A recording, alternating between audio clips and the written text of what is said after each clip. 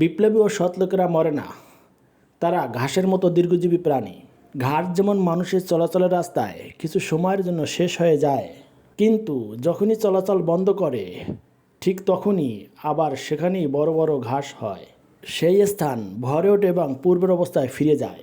অসৎ ও দুর্নীতিগ্রস্ত লোক তাদের অল্প সময়ের জন্য শেষ করতে পারে, কিন্তু চিরতরে শেষ করতে পারে না। তারা বেঁচে থাকে যুগ যুগান্তর, শতাব্দীর পর শতাব্দী। তারা হলো ফিনিক্স পাখি।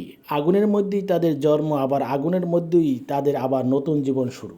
এই ফিনিক্স পাখির ছাই থেকেই জন্ম নেয় লক্ষ লক্ষ কোটি কোটি বিপ্লবী, যাদের কোনো দিন ধ্বংস করা যায় না, যারা সত্যের জন্য সংগ্রাম করে চলে। ঠিক একজন বিপ্লবীর মৃত্যু যদি অসৎ ও দুর্নীতিগ্রস্ত ব্যবস্থার জন্য হয়, তবে তার মৃত্যু যারা দেখেছে আর শুনেছে তাদের মধ্যে থেকে লক্ষ লক্ষ বিপ্লবী জন্ম হয়। তিতুমিরের বাঁশের কেল্লা আর ক্ষুদিরামের হাসিতে হাসিতে ফাঁসির মঞ্চে যাওয়া, বাল গঙ্গারাম তিলকের বিপ্লব আর 12 ভূঁইয়াদের ইংরেজদের সাথে লড়ে যাওয়া, নবাব সিরাজউদ্দৌলার বিপর্যয় যা বাংলার মানুষের জন্য বিপর্যয় ডেকে আনে, আর এই বিনয় কৃষ্ণ ভাইয়ের মৃত্যু, আর বিপ্লবীর মশাল হাতে চে গুভরার পৃথিবী ঘুরে বেড়ানো, ভাষার জন্য বাংলার মাটিকে রক্তাক্ত করা, আর স্বাধীনতার জন্য 71 সালে এই রক্ত দেওয়া, আর এই 24 সালে শত শত ভাইয়ের নিষ্পাপ প্রাণ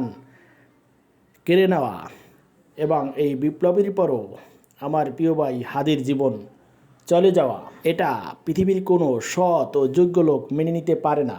এই প্রত্যেকটি বিপ্লবী ঘাসের মতো দীর্ঘজীবী। তাই দেশের সচেতন মানুষ, আসুন আমরা বিপ্লবীদের সঙ্গে থাকি এবং তাদের দেখানো পথে চলি, যে পথে আমাদের মুক্তি আছে।